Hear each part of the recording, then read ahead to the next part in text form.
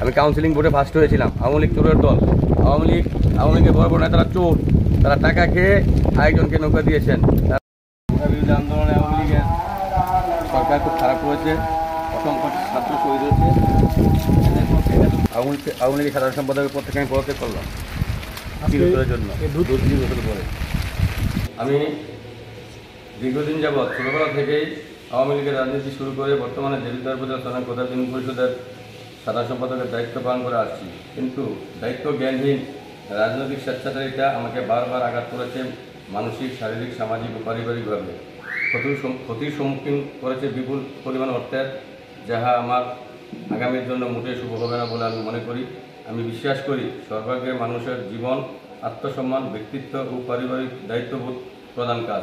আপনারা নিশ্চয়ই অবগত আছেন, আমি স্বতন্ত্র থেকে নির্বাচন করে আপনাদের জনগণের ভোটে নির্বাচিত চেয়ারম্যান হয়েছি। বিশেষ করে বাংলাদেশ আওয়ামী সরকারের কোটা আন্দোলনের সরকারের দায়িত্বজ্ঞানহীন কর্মকাণ্ড ও সাধারণ ছাত্রছাত্রীদের উপর নির্বিচারে গুলি, শহীদ আবু সাইদ, মীর মুগ্ধ সহ অসংখ্য ছাত্রের মৃত্যুতে আমি প্রচণ্ডভাবে ব্যথিত হয়েছি। এমত অবস্থায় বাংলাদেশ আওয়ামী সরকারের বিভিন্ন জ্ঞানহীন কর্মকাণ্ডকে আমি ফতেহাবাদ ইউনিয়নের সাধারণ সম্পাদক পদ হতে অব্যাহতি প্রদান করিলাম। অতএব মহোদয়ের নিকট আকুল আবেদন, বাংলাদেশ আওয়ামী লীগ 6 নং ফতেহাবাদ ইউনিয়নের সাধারণ সম্পাদক পদ হইতে অব্যাহতি প্রদানের প্রয়োজনীয় ব্যবস্থা গ্রহণের জন্য অনুরোধ করা হইল।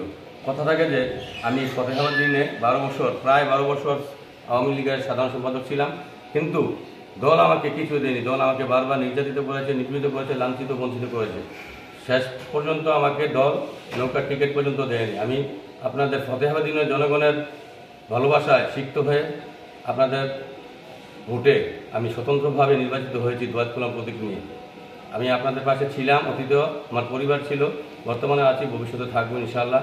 আমি কোনো দলের লেজুর ভিত্তি পাচাটা রাজনীতি করতে চাই না, আর করবো না ইনশাআল্লাহ।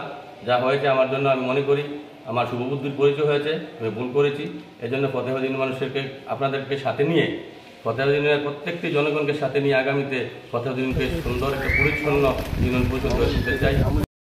কোনো দলের রাজনীতি করবো না, আমি আওয়ামী লীগ নয়, রাজনীতি করবো না। আমি মানব সেবা করবো, যদি বেঁচে থাকি ফতেহাবাদ ইউনিয়নের মানুষবাসীর সেবা করবো, ইউনিয়নবাসীর পাশে থাকবো ইনশাআল্লাহ, যদি ইউনিয়নবাসী আমাকে মনে জায়গা দেয় বা আমাকে সাহায্য করে, সহযোগিতা করে। আমি অতীতে আওয়ামী লীগের ভোটে নির্বাচিত হই নাই, আমি জনগণ ধারা স্বতন্ত্র প্রার্থী হিসেবে দোয়াত কলম মার্কায় আমি নির্বাচিত হয়েছি। হয়তো আপনারা জানেন আমি দোয়াত কলম মার্কায় নির্বাচিত হয়েছি। আমি কাউন্সিলিং বোর্ডে ফার্স্ট হয়েছিলাম। আওয়ামী লীগ চোরের দল, আওয়ামী লীগের বড় বড় নেতারা চোর, তারা টাকা খেয়ে আরেকজনকে নৌকা দিয়েছেন।